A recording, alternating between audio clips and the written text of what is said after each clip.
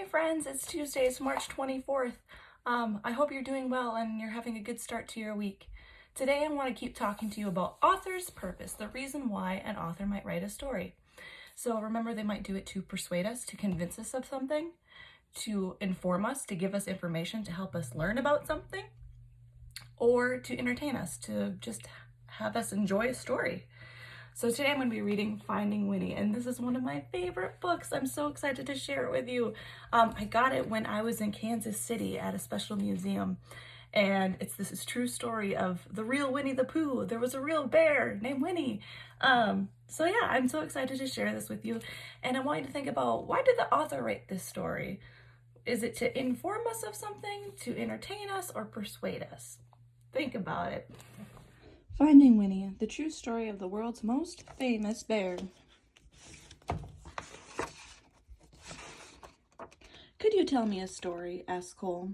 It's awfully late. It was long past dark and it was time to be asleep. What kind of story? You know, a true story, one about a bear. We cuddled up close. I'll do my best, I said.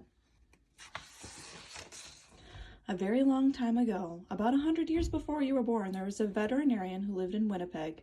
His name was Harry Colburn. A vegetarian? Said Cole. Bear doesn't like vegetables. A veterinarian, it means animal doctor. I know that, Cole said. That's what I'm going to be maybe when I'm big. If a horse had the hiccups or a cow had a cough, Harry knew how to make them feel just right. Harry's hands were never cold. Even in Winnipeg, where winters were so frosty that icicles grew on the insides of your nose. That was just the kind of doctor he was. But a day came when Harry had to say goodbye to Winnipeg. There was a war far, far away, beyond the end of the country and on the other side of the ocean, and he was going to help. He would be caring for the soldiers' horses.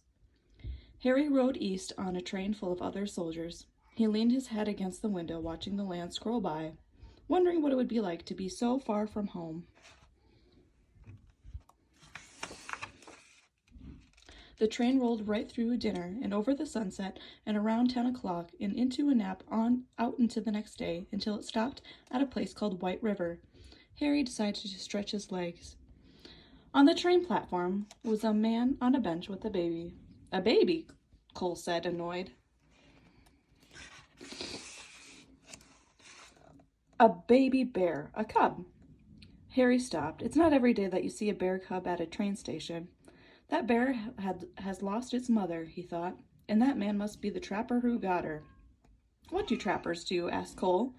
It's what trappers don't do. They don't raise bears. Raise them? You know, I said. Love them. Harry thought for a long time, and then he said to himself, there's something special about that bear. He felt inside his pocket and said, I shouldn't. He paced back and forth and said, I can't. But then his heart made up his mind, and he walked up to the trapper and said, I'll give you $20 for the bear.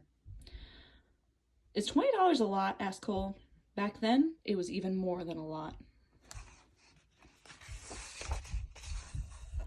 Captain Colburn, said the colonel on the train, as the little bear sniffed at his knees, we are on a journey of thousands of miles heading into the thick of battle, and you propose to bring this most dangerous creature?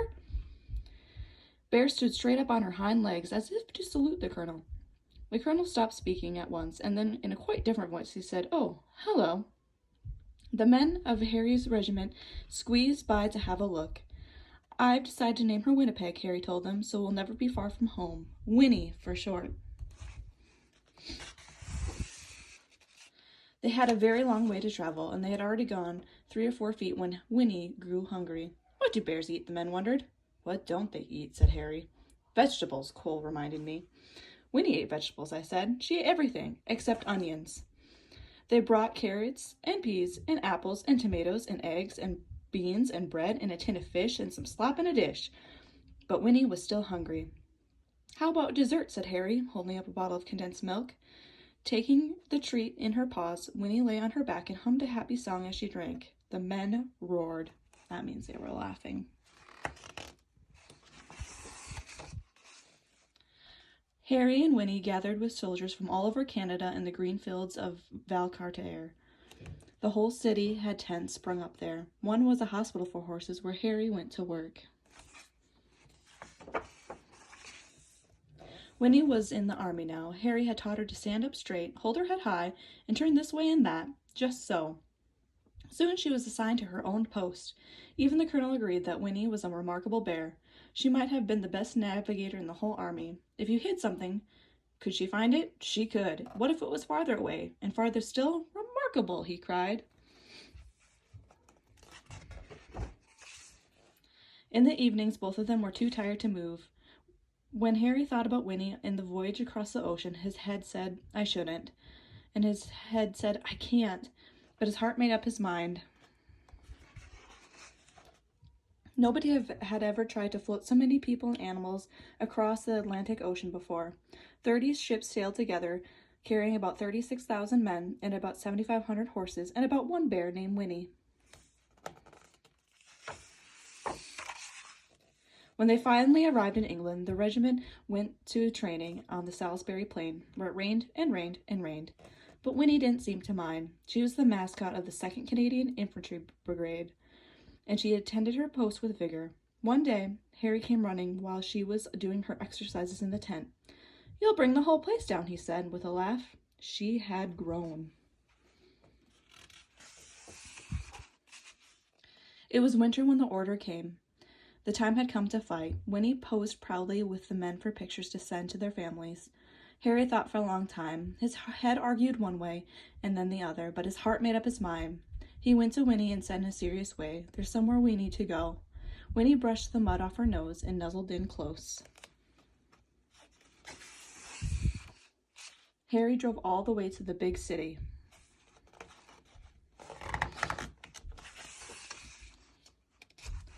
Here we are, Harry said.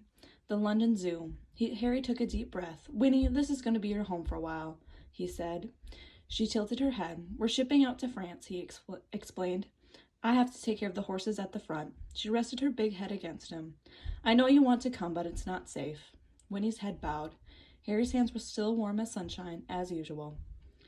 There's something you must always remember, Harry said. It's the most important thing, really. Even when we're apart, I'll always love you. You'll always be my bear.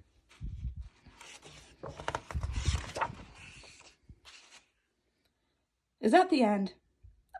That's the end of Harry and Winnie's story, I said. But I don't want it to be over, said Cole. Sometimes I said, you have to let one story end so the next one can begin. How do you know what will happen? You don't, which is why you should always carry on. Once upon a time, there was a little boy with a stuffed bear he had had ever since he was a baby, but somehow the boy had never found the right name for him.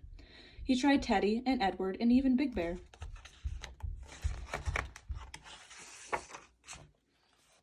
One day the boy went to visit the London Zoo with his father. There was a bear, a real bear, on the terraces there. Right away the boy thought, there's something special about that bear. Her name was Winnie. They became true friends.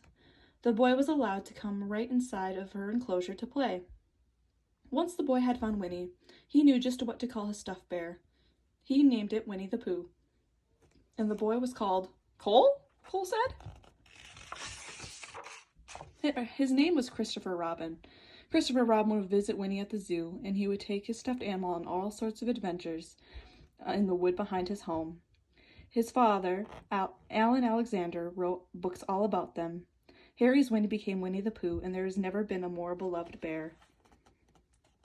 But what about Harry? Cole asked. When Harry visited Winnie at the zoo, he saw how happy she was. She was being raised, she was truly loved, and that's all he had ever wanted, from the moment they met at the train station in White River. So after the war, Harry returned to Winnipeg, and his life as usual as an animal doctor. But before long, he was married and had a son named Fred. And Fred had a daughter named Laureen, and Laureen had a daughter named Lindsay, which is me, and then I had a son, and when I saw you, I thought, there's something special about this boy. So I named you after your great-great-grandfather, Captain Harry Colburn. So I named you Cole. That's me, Cole said in a whisper. That's you. And that's Winnie. Yes, I said, that's Winnie. And it's all true? Sometimes the best stories are, I said. Cole's eyes grew big, and he had said nothing for a long time. Then he hugged his own bear close and let out a yawn that reached far away, and they both turned over and fell asleep. here are pictures of the real Harry, the real Winnie the Pooh,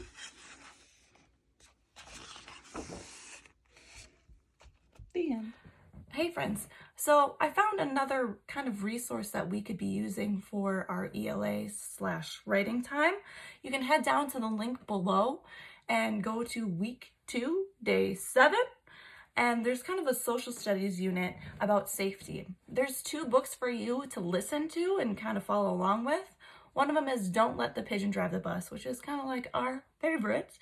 And the other one is Car Safety. One of them is fiction, one of them is nonfiction. There's a video for you to watch too about real life safety. And there's an activity that kind of goes along with these about inventing your own vehicle. So I think that would be really cool to do and see. Just try that out. It's another idea, and I think it's a really great resource for us right now. For math, I want you to keep plugging away on your math packet. We're probably all in different places, which is totally fine. Just keep doing a couple worksheets a day, something like that. Feel free to keep making 10. So 3 plus 7 equals 10. And 7 plus 3 also equals 10. Can you come up with more that equal 10? You can also try this with different numbers. Can you come up with all of the math facts that equal 9? Just something to keep our minds going, to practice our math facts. For writing, pick a prompt to do today. So I think one that's kind of special right now is write a letter to somebody special. I think that would be really nice. So maybe a grandparent, an aunt or uncle, a cousin, a good friend, someone that you're thinking about and missing. I think that would be super nice and kind of cheer them up right now. And lastly, it would be our computer time and our gym time. So if possible, maybe go for a walk today, do something active, go on GoNoodle, pick something cool to do, to dance to listen to.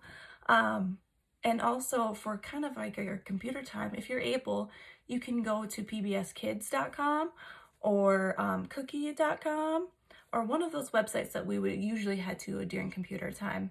That just kind of practices our internet skills. All right, friends, if you have any questions, need anything, please let me know. I'm here to help you. I miss all of you so much. I think about you every single day. I hope you're doing well and staying healthy. I miss you. Bye.